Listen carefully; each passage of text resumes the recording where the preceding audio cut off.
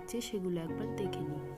Chocolate doll বানানোর জন্য আমি নিয়েছি নিউজ পেপার, একটা মোটা সাইজের কার্ডবোর্ড, পাতলা সাইজের একটা cardboard, glitter paper, pencil, sketch pen, ছোট সাইজের একটা stick, sellotape, double sided tape, একটা পুতুল।